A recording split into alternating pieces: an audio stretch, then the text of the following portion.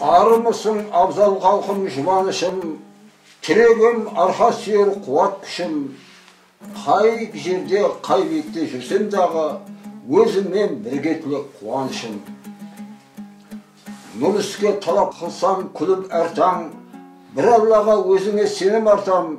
Жалаулы жетістіктерге жетіп жатсам, бапкерім, кейіпкерім сенің арқаң.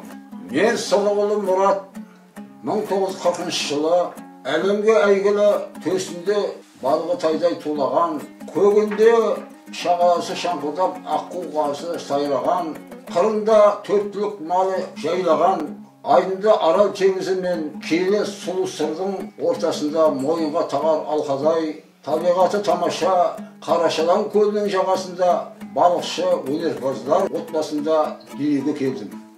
Өнермен дәуір қонған жерден арқалы ақын ағамыз Әбілхан Маханов жырлағандай, Арал аймағынан атақты шайыр Нұртоған бастаған небір дүлдүл жыраулар, Төкпегейдің төресі Қазанғап, кешегі дауылбаз ақын Зейнолла Шүкіров, сөз зергері Әбжәміл Нұрфейісов пен 16 еңбек шыққан киелі мекен.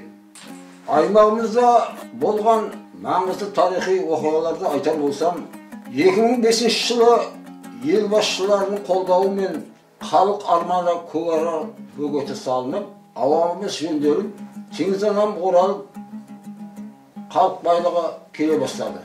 Қарағымды қақ жарған Сексеуіл Нұрсұлтан темір жолы салынды. Бүкіл аймағымыз таза сумен, газбен қамтамасыз етілді.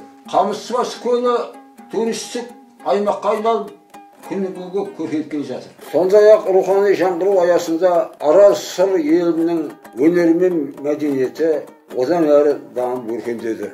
Соның бір айғағы ретінде рухы биік киелі өнердің қамқоршысы, қоғам қайраткері Елеулі Қырымбек Көшербаевтың бастама қолдауымен менің сан қырлы таңдамалы шығармаларынан Жырлайды Арал перзенті атты үлкен кітабым және кешегі өткен Нұртоған бастаған жырауларының баға жетпес асыл қазыналары ән мақамдарын жинақтап шығарған Жыр мәйегі мақам атты ғылыми кітабым және менің әндерім мен күйлерімнен таңдалып жинақталған Теңізбен терең түндесіп, сұлу сырмен үндескен атты үнтаспам шығып тарады. Қазақстан Қызылорда телевидениесі арқылы Жырлайды Арал перзенті атты үлкен шығармашылық кешім өткізіліп, Алтын Қорға қабылданды.